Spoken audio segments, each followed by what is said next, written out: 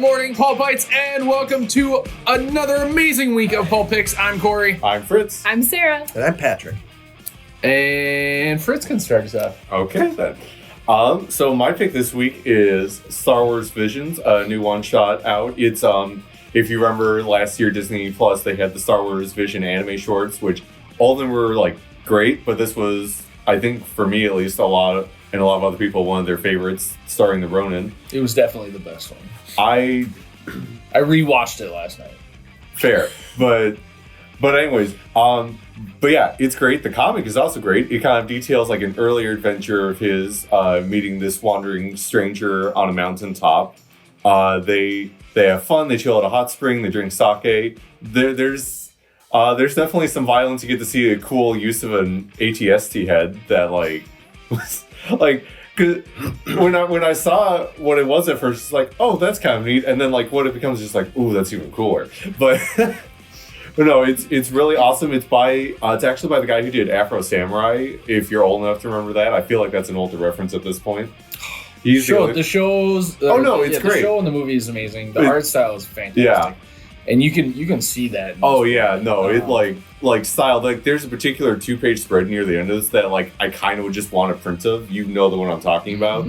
Because I went online looking for the original art. It's so good, but it's great. There's this little throwaway gag if you see a background character who's got a lightsaber toothpick that was I love how silly some of the lightsabers are in this universe. It's just someone's got a fan with a little lightsaber on the end. The fan is a normal fan, and then on the end is just a lightsaber. It's the goofiest stuff, and I love it. But no, the comic is great. It's a nice, cool breeze to get a little more in, you get to learn a little bit more about the Ronin. But if this doesn't quite sate your appetite, we still also have copies of the actual, book, an actual, book of Star Wars Ronin that goes into even more of his backstory and what he gets up to after the original episode. So definitely stop in and grab both of these if you're a fan of those. Otherwise, over to you, Sarah. Thanks, Fritz. So today, excuse me, I picked Batman and the Joker, The Deadly Duo #1. I know you're all shocked, a Batman book, but it's a really cool story. It starts with Harley Quinn in a pit talking to rats, and just kind of escalates from there.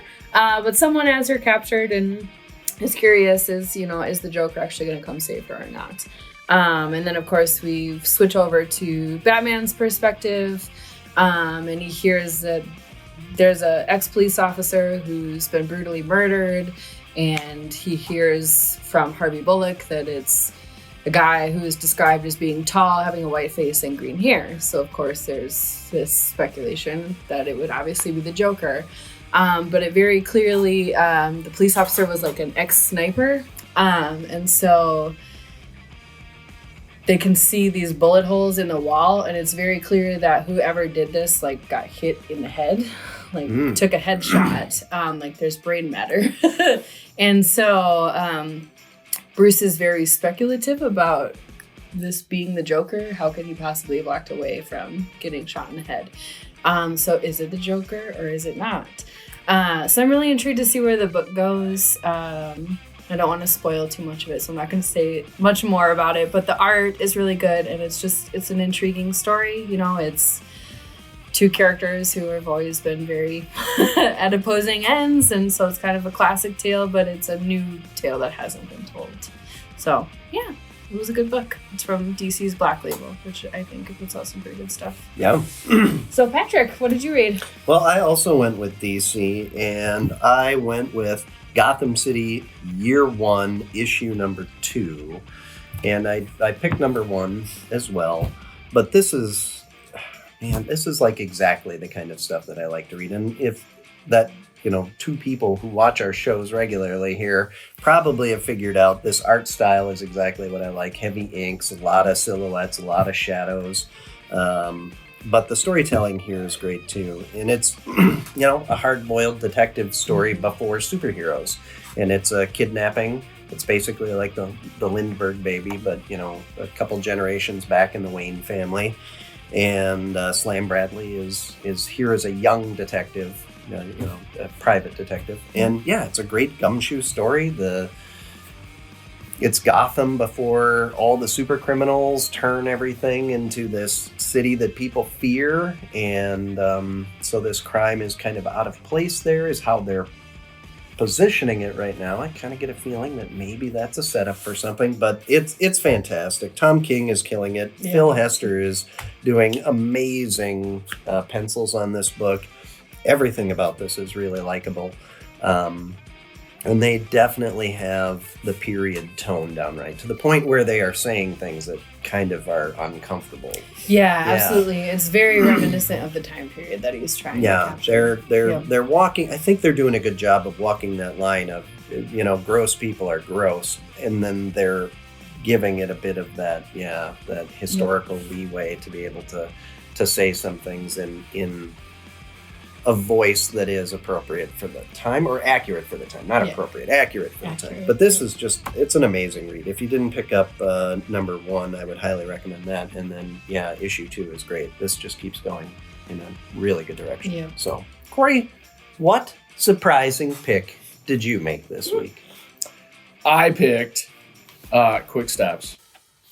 For anyone that knows me knows that I'm a giant Kevin Smith fan. What? And this book is awesome. It's a continuation of Chasing Amy while also being a flashback origin of how Holden McNeil came up with Blunt Man and Chronic, while also being a stepping stone into Jay and Silent Bob Strikes Back, the reboot.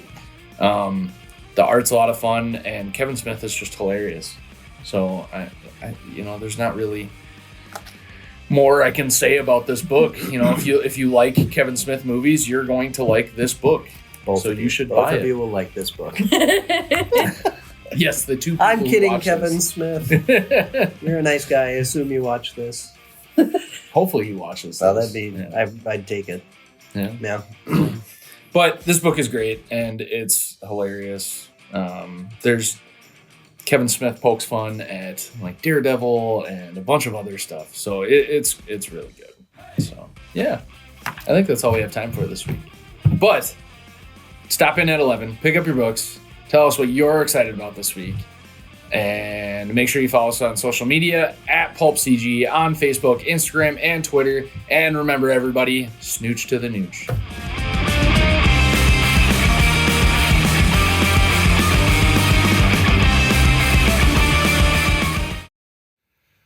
Snoochy Boochies, Pulpites.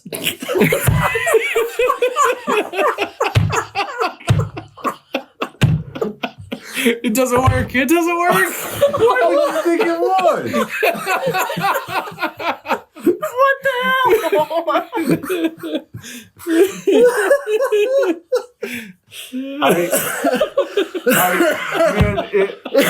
If Patrick has been saving the footage for each video, I want the Christmas present for everyone to be just a compilation of all the bloopers. Yeah. Oh, that would be wonderful. Oh boy. Oh, that's so funny. Oh my god. Every time.